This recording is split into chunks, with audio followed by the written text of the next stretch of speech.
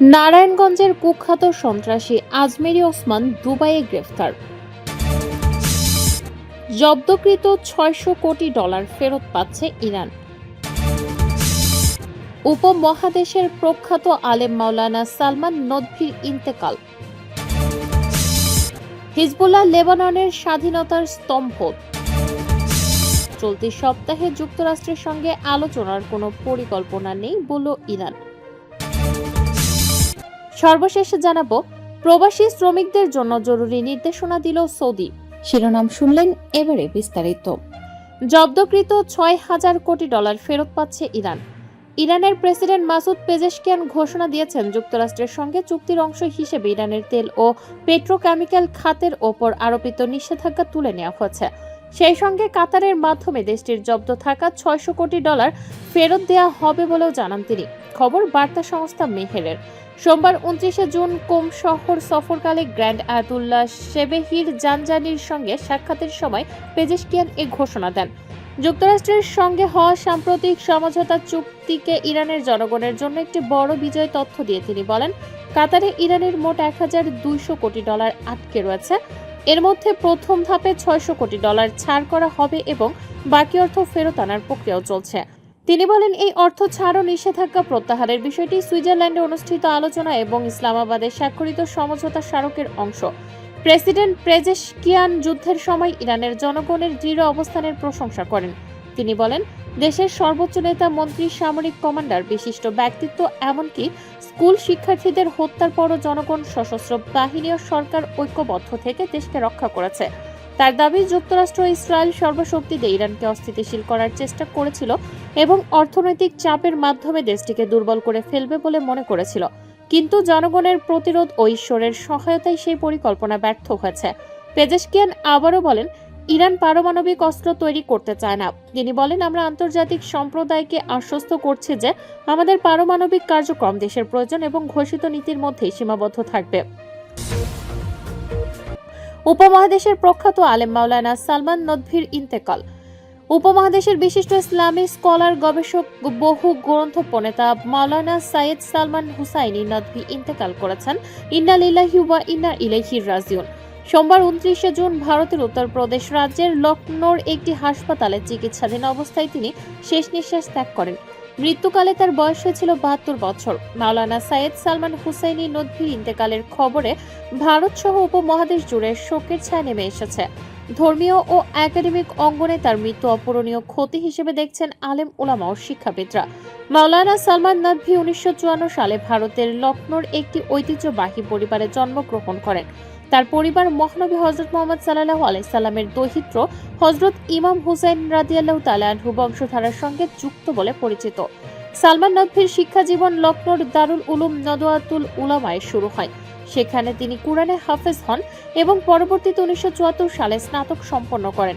1976 সালে একই প্রতিষ্ঠান থেকে হাদিস শাস্ত্রে স্নাতকোত্তর ডিগ্রি অর্জন করেন। পরে 1980 সালে তিনি সৌদি আরবের রিয়াদে অবস্থিত ইমাম মোহাম্মদ ইবনে সাউদ ইসলামী বিশ্ববিদ্যালয় থেকে প্রখ্যাত আলেম শায়খ আব্দুল ফাত্তাহ আবু গুদ্দার রহমতুল্লাহ এর তত্ত্বাবধানে হাদিস গবেষণায় পুনরায় স্নাতকোত্তর সম্পন্ন করেন। শিক্ষা জীবন শেষে সালমান নদভি দারুল উলুম নদওয়াতুল উলামায় শিক্ষক হিসেবে যোগ দেন। পরবর্তী সময়ে তিনি প্রতিষ্ঠানটির দাওয়া ও শরিয়া অনুষদের ডিন হিসেবে দীর্ঘদিন দায়িত্ব পালন করেন। এ সময় তিনি দেশ বিদেশের অসংখ্য শিক্ষার্থীর শিক্ষক ও দিক নির্দেশক হিসেবে পরিচিতি লাভ করেন। সালমান নদভির আরবি ও উর্দু ভাষা, ইসলামী ধর্মতত্ত্ব, ইতিহাস, আকীদা ও হাদিস বিষয়ে তার বহু গুরুত্বপূর্ণ গ্রন্থ রয়েছে। তিনি ইংরেজি, উর্দু, আরবি ও ফার্সি ভাষায় প্রকাশিত বেশ কয়েকটি জার্নালের সম্পাদনা ও সহ সম্পাদনাও করেছেন। সমসাময়িক ধর্মীয় ও রাজনৈতিক বিষয়ে স্পষ্ট ও সাহসী মতামতের জন্য তিনি বিশেষভাবে পরিচিত ছিলেন। মাওলানা সাইয়েদ সালমান হুসাইনি নদভি বিভিন্ন আন্তর্জাতিক ইস্যুতে তার বক্তব্য মুসলিম বিশ্বে ব্যাপকভাবে আলোচিত হতো। হিজবুল্লাহ লেবাননের স্বাধীনতার স্তম্ভ। লেবাননের সশস্ত্র রাজনৈতিক প্রতিরোধ আন্দোলন হিজবুল্লাহকে দেশটির সার্বভৌমত্ব ও স্বাধীনতার প্রধান ভিত্তি বা মূল স্তম্ভ হিসেবে অভিহিত করেছেন ইরানের ইসলামী বিপ্লবের সর্বোচ্চ নেতার সিনিয়র উপদেষ্টা আলী আকবর বেলায়েতি। মধ্যপ্রাচ্যের ভূরাজনীতিতে হিজবুল্লাহের ভূমিকাকে অত্যন্ত তাৎপর্যপূর্ণ উল্লেখ করে তিনি দলটির প্রশংসা করেন।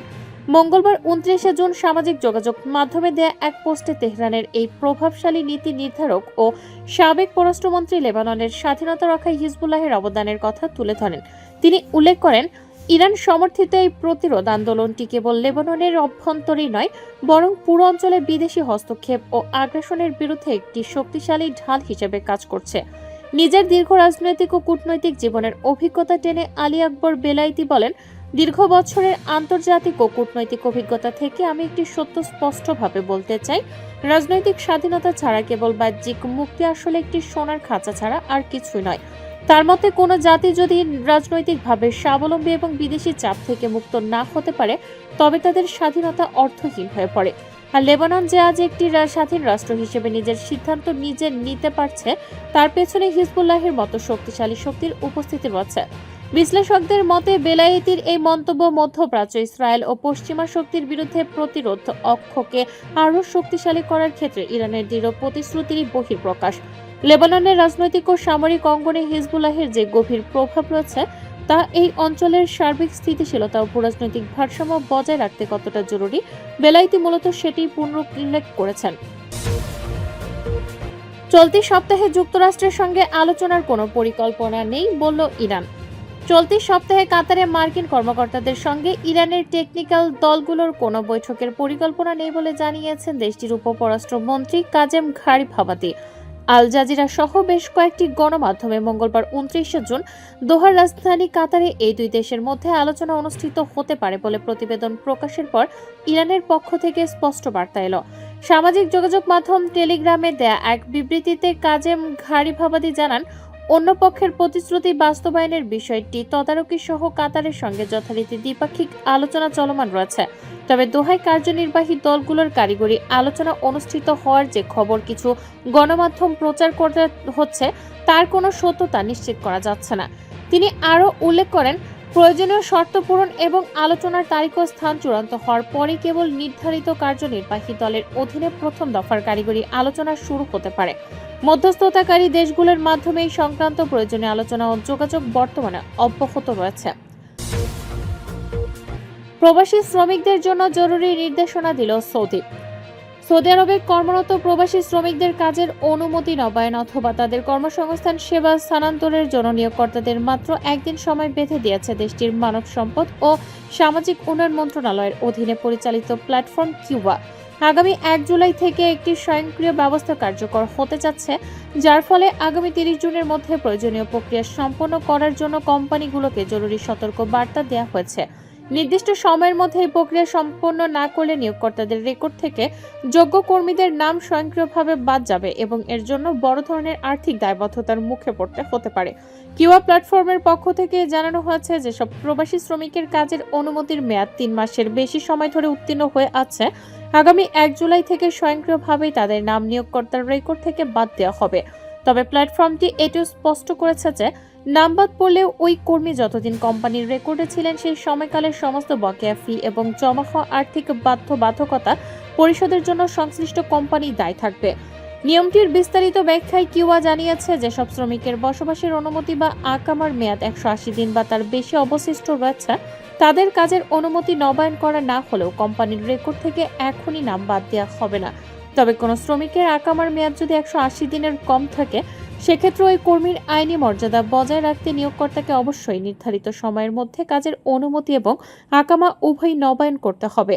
এই উদ্ভূত পরিস্থিতি এড়াতে কিউবা প্ল্যাটফর্ম নিয়োগকর্তাদের আগামী 30 জুনের সময়সীমার আগেই সমস্ত বকেয়া ফি পরিশোধ করার এবং ক্ষতিগ্রস্ত কর্মীদের লাইসেন্স নবায়ন বা সেবা স্থানান্তরের প্রক্রিয়াটি কোনো বিলম্ব ছাড়াই সম্পন্ন করার আহ্বান জানিয়েছে।